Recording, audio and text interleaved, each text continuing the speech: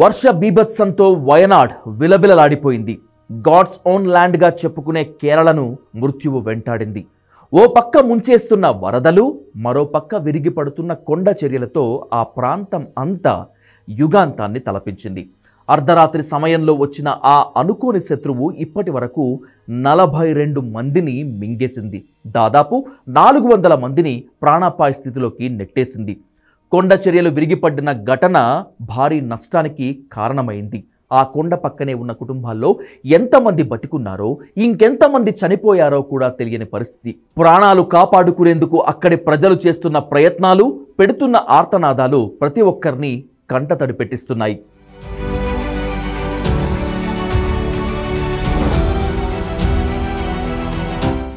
నిన్న రాత్రి కురిసిన భారీ వర్షానికి కేరళ స్టేట్ మలప్పురలో చెలియార్ నది ఉగ్రరూపం దాల్చింది.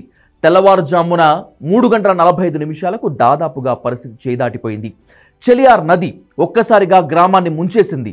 అప్పటికే నిద్రలో ఉన్న గ్రామం మొత్తం ఒక్కసారిగా కొట్టుకుపోయింది. అసలు ఏం జరుగుతుందో అంతా అర్థం చేసుకునే లోపే గ్రామం మొత్తం నదిలా మారిపోయింది. ఇళ్ళు, రోడ్లు, ఆఖరికి బ్రిడ్జిలను కూడా నది ఊడ్చేసింది.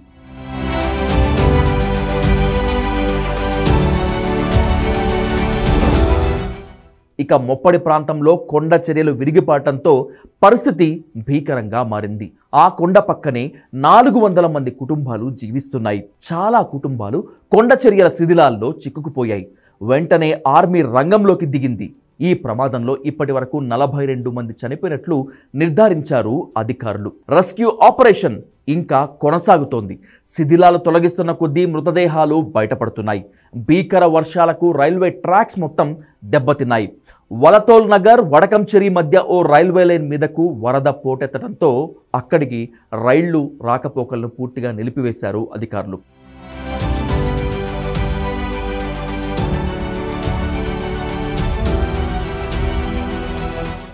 ఈ ప్రమాదంపై ప్రధాని మోదీ దిగ్భ్రాంతి వ్యక్తం చేశారు. మృతుల కుటుంబాలకు ఎక్స్గ్రేషియా ప్రకటించారు. చనిపోయిన వాళ్ల కుటుంబాలకు 2 లక్షలు, గాయపడ్డ కుటుంబాలకు 50,000 ఇస్తామని ప్రకటించింది కేంద్ర సర్కార్. సీఎం పినరై విజయన్ దగ్గరుండి సహాయక చర్యలు పర్యవేక్షిస్తున్నారు. ఘటనా స్థలికి వెళ్లే రోడ్డు మార్గాలు పూర్తిగా ధ్వంసమైపోయాయి. వరదలో మృతదేహాలు కొట్టుకు వస్తున్నాయి. వయనాడ్లోని లోయ ప్రాంతాలకు రెడ్ అలర్ట్ జారీ అయితే సహాయక చర్యల కోసం ఎయిర్ ఫోర్స్ రంగంలోకి దిగింది. ఈ దారుణ ఘటనలో వందలాది మంది శిథిలాల కింది చిక్కుకుని ఉంటారని భావిస్తున్నారు. 225 టీమ్స్ సహాయక చర్యలు చేపడుతున్నాయి.